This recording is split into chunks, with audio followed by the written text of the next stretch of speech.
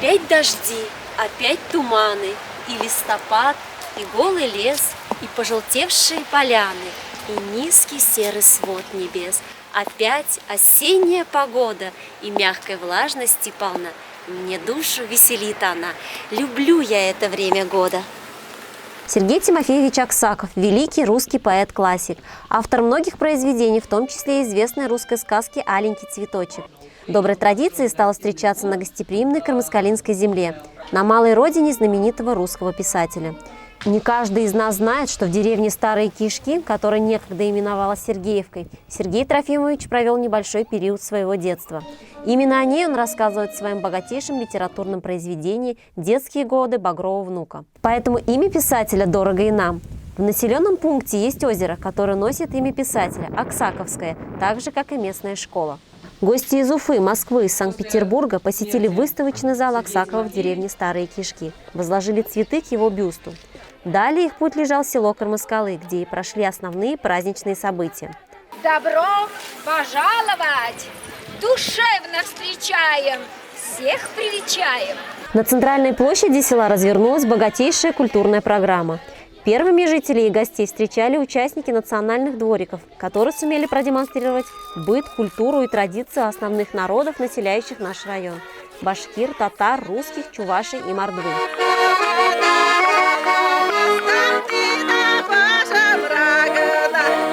Каждое подворье угощало гостей блюдами традиционной национальной кухни. Блюда подавались с пылу с жару, что было кстати в эту прохладную осеннюю погоду. Гостям оставалось лишь наслаждаться разнообразием угощений.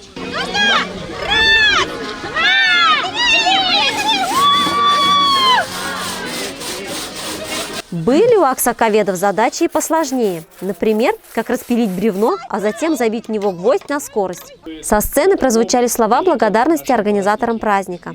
Была отмечена важность проведения таких праздников, благодаря которым продолжают объединяться поколения, люди разных национальностей и вероисповеданий. Башкирская культура, башкирский характер позволил Аксакову в этих краях раскрыть свой талант писателя, политика, военачальника.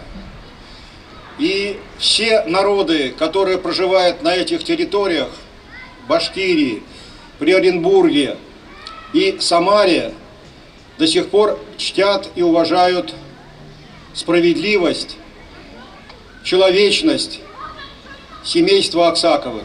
Директор литературного музея «Пушкинский дом» Юлия Веретнова из Санкт-Петербурга у нас впервые. Она поделилась своими впечатлениями о ценностях проводимых мероприятиях в республике и, в частности, в Кармаскалинском районе. Хочу отметить такую определенную черту, которая во всех этих днях моего присутствия и встречах отмечается. Это абсолютная искренность и такая уверенность в правильности и в развитии, да, сохранения памяти Аксаковых не просто в увековечивании установки памятников и бюстов, а сохранение дома, проведение различных программ и мероприятий для детей, участие детей в этих программах. На празднике также были представлены выставки сообществ сельских поселений района, которые удивляли своим разнообразием.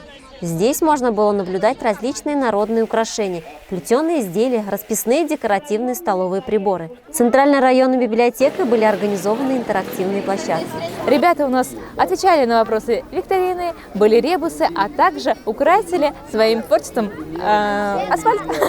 Далее гостей пригласили в районный дворец культуры, где в фойе их встречали танцоры, перенося всех в другую эпоху. Элегантные костюмы и красивые платья гармонировали с общей атмосферой. Здесь зрителям был представлен бальный танец.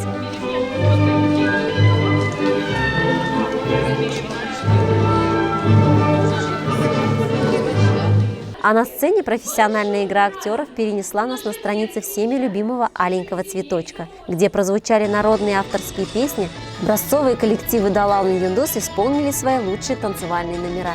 Международный аксаковский праздник остался позади. Он подарил возможность оглянуться назад в историю и в очередной раз объединил культуры разных народов.